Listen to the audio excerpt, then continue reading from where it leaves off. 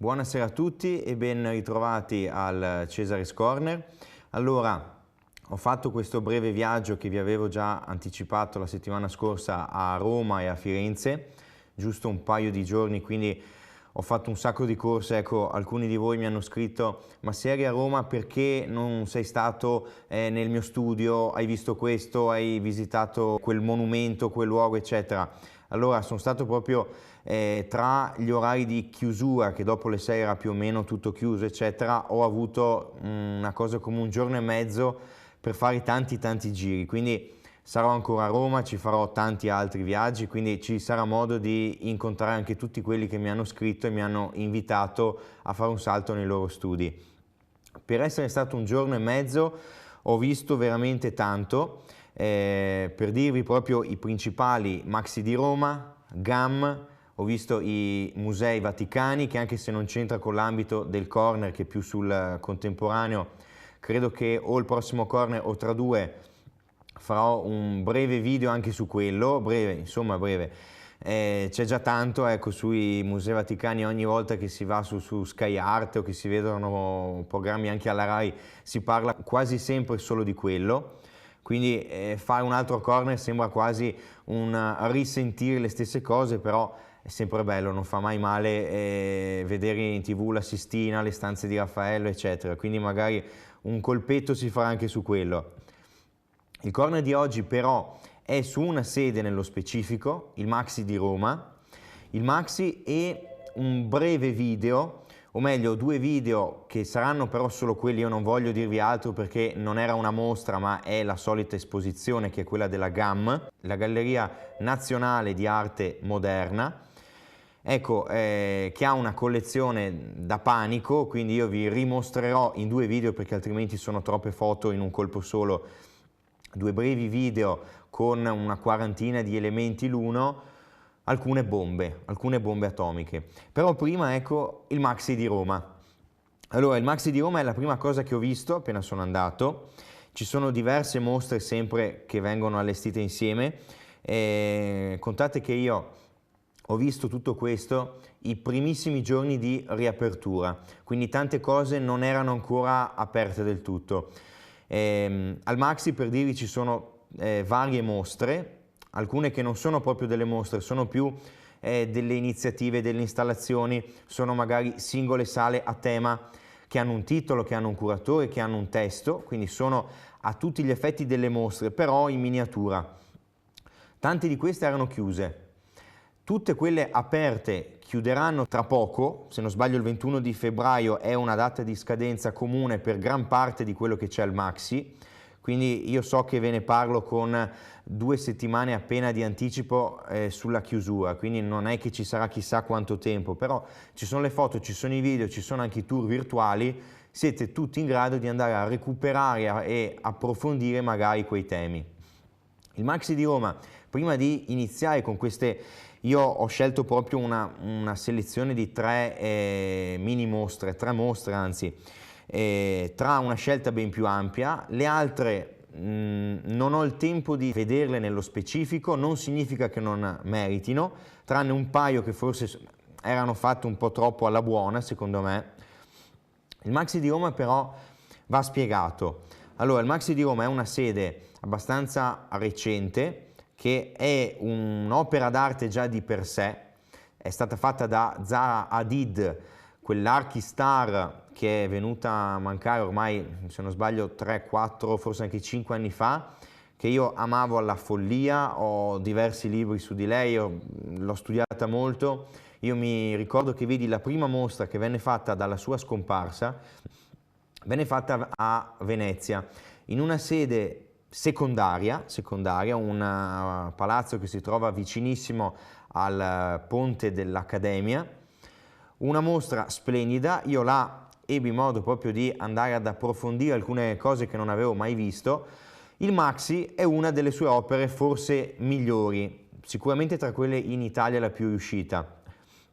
È una sede che non si trova nel centro di Roma, anzi si trova proprio in una zona veramente periferica. È una sede che non è troppo amata neanche dagli stessi abitanti di Roma, per tutta una serie di critiche anche che sono state fatte sulla sede. Il Maxi si trova in una zona periferica perché? Perché in quegli anni c'era questa moda, come si può dire, questo trend di andare a piazzare delle sedi, dei musei, delle fondazioni in luoghi distanti dal centro per andare a rilanciare quelle zone. Il punto è che in alcuni casi queste manovre sono state eccezionali, è il caso a Milano di Fondazione Prada. Ecco, tutta la zona che gira intorno alla zona di Fondazione Prada è una zona in rilancio sotto ogni aspetto, quindi quello è stato un esempio di manovra riuscitissima. Ci sono tanti altri esempi, Kassel è famosa nel mondo quasi solo per la fiera Documenta, quindi andare a collocare una sede espositiva in una città può essere uno dei motivi, uno dei fini, ecco, può essere quello di rilanciare l'intera zona. Bilbao, se non fosse per il Guggenheim, credo che in tutto il mondo sarebbe molto meno nota. Ho letto diversi articoli su questo. Gran parte del turismo che c'è a Bilbao si deve solo ed esclusivamente al Guggenheim. Quindi ecco, i musei, se ben strutturati, se con una promozione, una politica ben fatte, sono in grado di fare arrivare un bel po' di gente, ecco. Un altro caso può essere quello che si sta cercando di fare a Metz con una sede, con un distaccamento del Pompidou, e poi ci sono quegli esempi poco riusciti. Uno di questi è il Maxi di Roma. Secondo me c'è anche il Pecci di Prato, stessa cosa, però lascio anche a voi scrivermi in privato per dirmi no, secondo me il Maxi è una bomba. Io ecco, ci sono stato proprio 2 giorni fa, mi ha deluso un po', vi ripeto, sono stato a 2 o 3 giorni dalla riapertura, quindi ci sta, ho visto veramente poco di tutto ciò che si è in grado di fare. È anche vero che una mostra che verrà aperta, se non sbaglio, l'8 o il 9 di marzo, io ho visto proprio la sala dove sarà esposta questa mostra, ho visto le opere già appese, alcune con dei teli ancora sopra, con dei plastici in fase di conclusione. È una mostra che vi invito invece a visitare perché sarà sicuramente stupenda, è la mostra di Aldo Rossi. Allora, il Maxi, essendo già di per sé, vi ripeto, un'opera d'arte, ospita spesso design, architettura, fotografia, quindi ecco, non solo pittura, espone molto altro. La mostra di Aldo Rossi che ci sarà i primi di marzo, secondo me sarà una grandissima mostra. Io sono un amante di Aldo Rossi, ho a casa la mocca di Aldo Rossi dell'Alessi, quella mocca stupenda che si rifà al Teatro del Mondo, quel progetto che fece per il teatro mobile galleggiante che espose a Venezia, che poi si spostò per la Croazia, eccetera. Quindi ecco, Aldo Rossi a me piace moltissimo. C'è questa mostra, quindi io ve la segnalo. Tra quelle che ho visto c'è quella di Gastel, Giovanni Gastel. È un fotografo italiano fantastico che ha lavorato per tutte le più grandi riviste di moda, di gossip, eccetera, del mondo, da Vogue a Vanity Fair, Elle, eccetera. Questa è una mostra di cui io non vi voglio dire troppo perché c'è un video che dura 3 minuti e poco più del Maxi di Roma, un video che il Maxi ha messo sulla sua pagina social, ha messo sul suo sito, su YouTube, quindi io vi invito a vedere tra poco qui questo video perché lì c'è l'artista stesso che vi spiega il perché delle sue opere, è una galleria di 200 scatti fotografici, è una mostra di ritratti. Questo è un breve opuscolo che c'era all'inizio, la mostra si intitola The People I Like e vi invito a concentrarvi su 2 o 3 punti, su 2 o 3 aspetti che lui spiega bene, cioè come non sia, ecco, e qui forse è una manovra più furba che altro, lui la mostra la intitola The People I Like, che significa che è una selezione di circa 200 foto fatte esclusivamente sul gusto dell'artista, ma sul gusto di che tipo? Non le foto secondo lui fatte meglio, anche perché ne ha fatte molte di più, tutti quelli che non sono in mostra si potrebbero chiedere: ma come, la mia foto, che magari ho pagato fior di soldi, non c'è in mostra? Ma è l'artista forse che non reputa quella foto all'altezza della mostra? No, altrimenti uscirebbe fuori un disastro.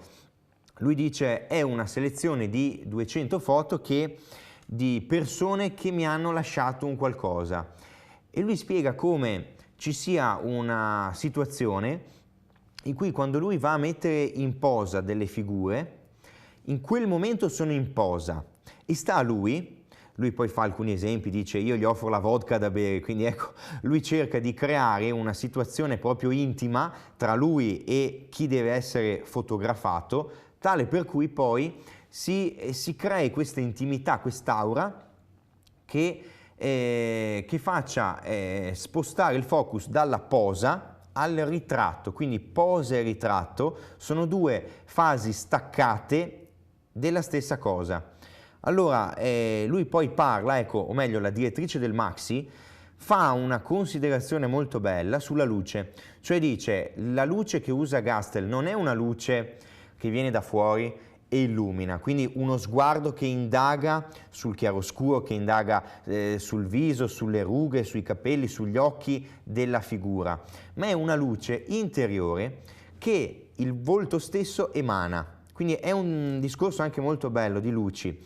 Allora io non aggiungo altro, ci vediamo tra poco alla fine del video con un breve appunto sull'allestimento della mostra, che forse qua si può dire qualcosina, e niente.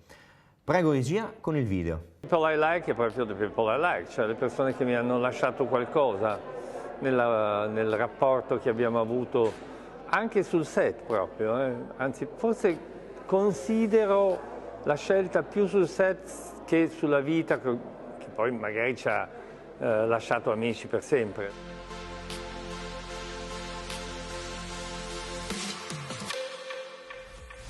I Like nasce dallo scatto proprio, da quel momento di seduzione che deve intercorrere tra un soggetto e il fotografo, perché una fotografia scavi un po' più in profondità dell'immagine, no? Io non sono uno specchio, dico sempre ai miei soggetti, io sono un filtro. Sarai tu che entri dentro di me, passi attraverso quello che io sono, i miei dolori, le mie gioie, la mia cultura, la mia non cultura, quello che vuoi tu, e verrai fuori sotto forma di interpretazione che forse non ha un rapporto con quello che tu vuoi essere, ma è quello che io ho visto dentro di te. Questa volta abbiamo voluto ospitare una mostra di Giovanni Gastel, ed è una mostra che per la prima volta mette in scena il lavoro che Giovanni Gastel ha fatto in tutta la sua lunga e prestigiosissima carriera di fotografo nel ritratto. E quindi sono oltre 200 ritratti di persone a cui Gastel legge l'anima. Ogni parete di questo labirinto isola il gruppo di fotografie, quindi quando sei qui dentro ti devi concentrare, devi guardare solo quelle foto e non altre, ma appena muovi lo sguardo sei in un altro luogo ancora, il labirinto perfetto. La galleria invece, lì abbiamo ragionato come se fossimo all'interno di una classicissima galleria degli antenati, una specie di Harry Potter, ma di nuova gestione, senza che nessuno si muovesse o si muova all'interno. Attraverso la fotografia ho questo potere, muovendo tutto, accarezzando, muovendomi, danzando, ridendo, facendo bere vodka. Cerco disperatamente di uscire dalla posa per entrare appunto nel ritratto, che è un'analisi profonda dell'essere. Credo che la cosa più bella di questa mostra sia proprio in questa tensione tra la ricerca di una personalissima individualità e quindi un io parlante, un io narrante per ognuno di questi ritratti, e come dice spesso Giovanni Gastel, ritratti che sono illuminati da dentro. Non c'è una luce accecante che li guarda, che li vuole controllare, li vuole osservare, ma sono loro che emanano e promanano una propria luce, una luce dell'anima forse, come Gastel dice tante volte. Rieccoci in studio, video splendido, è sempre bello quando c'è l'artista che spiega il suo stesso lavoro. Vi dicevo, no, dell'allestimento. Allora, è un allestimento, viene anche spiegato, che usa il bianco e il nero e crea una sorta di labirinto, si vede anche un po' dalle immagini, no? Queste pannellature un po' irregolari che creano delle nicchie, creano dei semicerchi, delle strutture che vi abbracciano, vi inglobano. Poi il curatore però dice una cosa su cui non sono proprio d'accordo, cioè sicuramente quello sarà stato anche l'obiettivo, ma non credo abbia avuto un risultato troppo convincente. Cioè quando lui dice no, io devo creare tanti piccoli ambienti che creino delle situazioni tutte individuali, cioè voi spostando la vista vedete, come si può dire, delle scene singole. Allora, questa cosa è riuscita molto molto bene nella galleria, quello spazio tutto nero con un soffitto, e secondo me è stato l'elemento soffitto a essere la chiave del labirinto, perché lì voi siete proprio immersi. Si crea questa situazione immersiva che vi porta ad avere questa galleria. Lui fa riferimento ad Harry Potter, no? Quindi questa sequenza di volti interminabili, tutti esposti con lo stesso spazio, la stessa distanza, eccetera. E si crea questa infilata di volti. Allora lì rende bene perché forse per la luce, forse per il fondo nero, forse anche per il pavimento nero, il soffitto secondo me. Negli altri spazi invece, su fondo bianco, secondo me è stato il soffitto, cioè non essendoci c'è questa sorta di dispersione verso l'alto. Quindi non vi sentite veramente in una dimensione vostra, non vi sentite estraniati dal mondo, ma vi sentite ancora in una sorta di spazio artificiale. Quindi su questo secondo me c'era qualche lavoro in più da fare.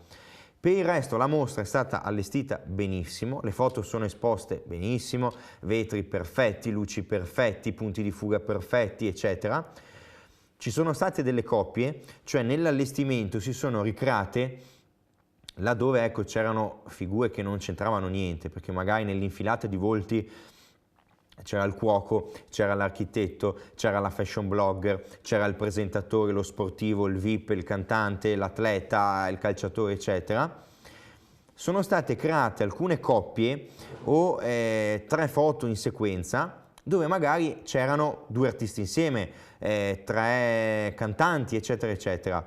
La coppia, secondo me, più bella di tutte è stata quella Ettore Sottsass, l'architetto del gruppo Memphis, il designer, con Germano Celant.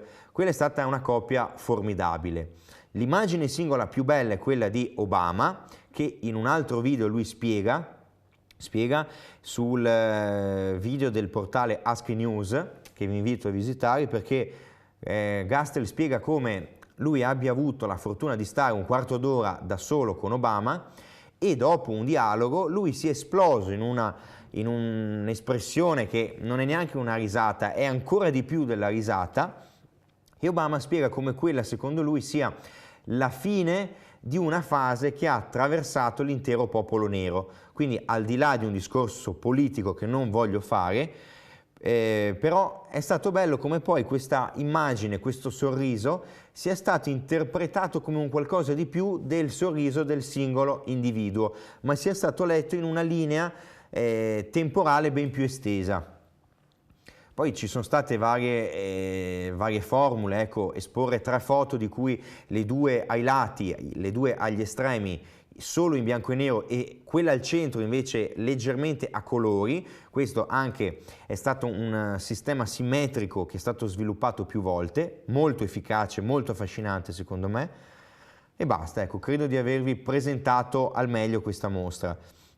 Altre 2 brevi mostre che sono state fatte, di cui ecco vi dico poco e niente perché ci sono dei dépliant che trovate su internet un po' come per questa, che però sono state fatte dentro al Maxi, perché la mostra di Gastel era in uno spazio frontale al Maxi. Dentro alle varie gallerie c'era una mostra di fotografie di Roberto Schezen che si basano sull'architettura di Lewis Kahn, che in pratica vi parlano di quel silenzio, di quell'atmosfera, di quelle sensazioni che Kahn crea nelle sue opere, nei suoi edifici, e che poi questo Schezen cerca di trasmutare, di trasferire nei suoi scatti.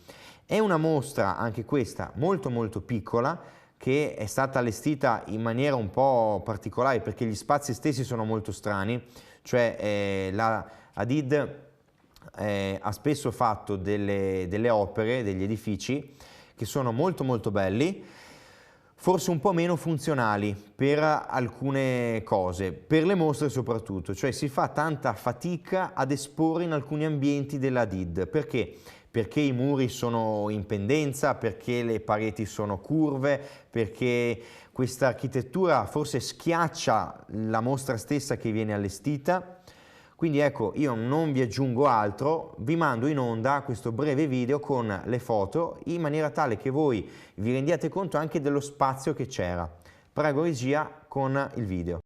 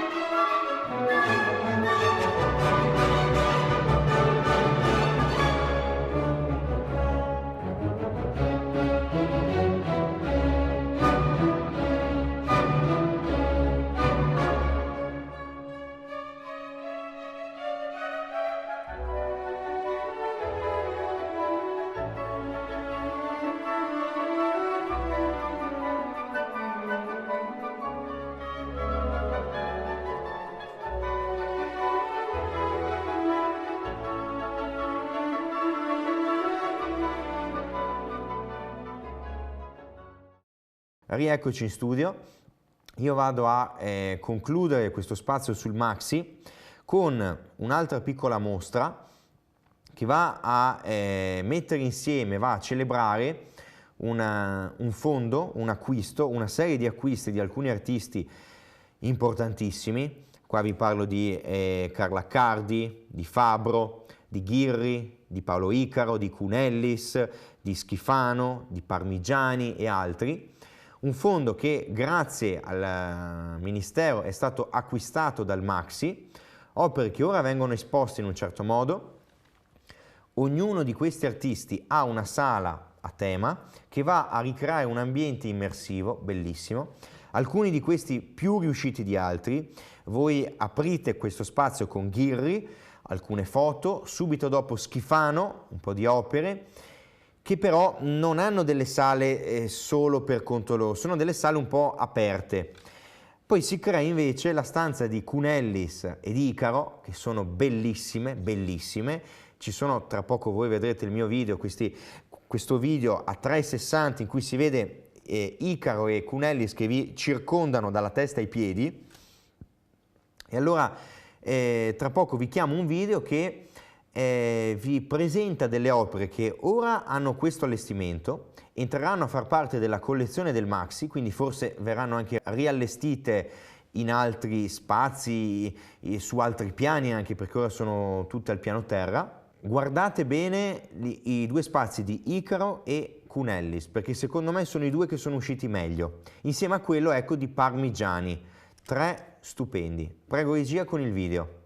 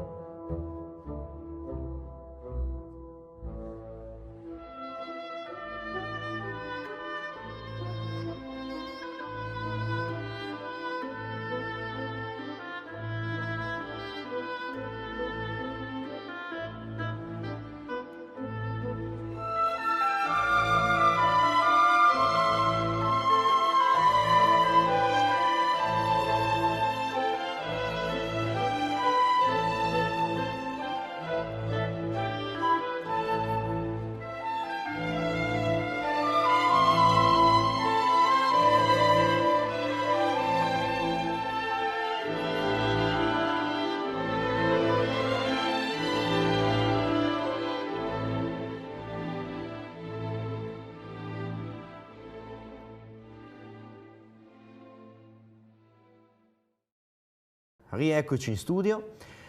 Allora, avete visto delle opere magnifiche, ora invece vi parlo molto brevemente della GAM di Roma, luogo immancabile. Questo è un luogo invece che non ammette repliche, nel senso che è perfetto, è semplicemente perfetto. C'è questo allestimento che risale a pochi anni fa al cambio di direzione della GAM di Roma, che è un allestimento che mette a confronto alcune opere, alcune sculture magari dell'Ottocento con alcune opere di pochi anni fa, allestimento che in alcuni casi è stato molto criticato, in altri casi ha dato prova invece di un'efficacia espressiva, comunicativa, che è di un altro livello veramente. C'è quello scatto, quella sala che è la più celebre forse, con il Pascali, se non sbaglio si intitola 32 metri quadri di mari circa, di Pino Pascali, queste basi, questi rettangoli azzurri con l'acqua, e davanti l'opera di Canova, il marmo di Canova meraviglioso, e dietro una grandissima tela di Penone che vi avevo presentato al corner scorso.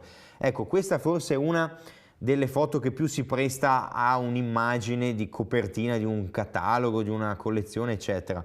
Però all'interno della GAM ci sono solo opere di grandissimo livello e di grande formato. Ecco, forse la cosa che più colpisce della GAM è la dimensione delle opere, cioè di praticamente il 99% degli artisti, ogni opera che è esposta è in formato XXXXXL. Cioè voi avete dei capogrossi 3 metri per 2, avete per dire, ecco, una gomma piuma di turcato che è tipo 1 metro per 3, avete solo opere enormi, afro giganteschi, un Tancredi da panico, un Tancredi che è una delle opere più belle che lui abbia mai fatto, insieme a quella che c'è invece alla GAM di Torino.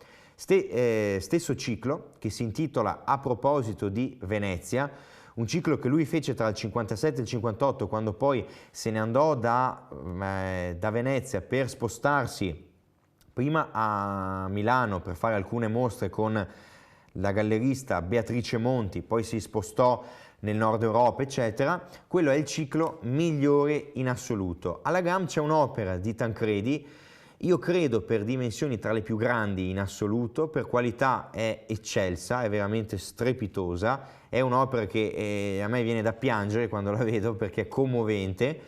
Ecco, sono tutte opere fantastiche. Forse di un solo artista, e qui è il colmo, un artista che ha fatto quasi solo opere grandi, di cui la GAM di Roma ha le 2 opere più piccole della storia, e qui è il colmo, è Pollock. Cioè la GAM tiene 2 opere di Pollock, bellissime, sia chiaro, bellissime, importanti, soprattutto quella più vecchia, che però sono delle opere minuscole. Ecco, da Pollock ci si aspetta, no, quei dripping di 2 metri per 2, non ci si aspetta l'operetta piccolina, la carta che sembra un francobollo, e invece la GAM ha proprio quelle. Tolto però Pollock, tutte le altre sono immense. Allora, io ora vi chiamo un video che viene spezzato. Allora, sono 2 video che per semplicità sono stati spezzati, quindi musica diversa, tutto un po' diverso, in ordine. Quindi ecco, 2 video che vi presentano le opere con lo stesso ordine di visita. Ecco, ve li chiamo, dureranno un po', 4-5 minuti, però questa è veramente grande arte, grandissima arte. Prego regia con il video.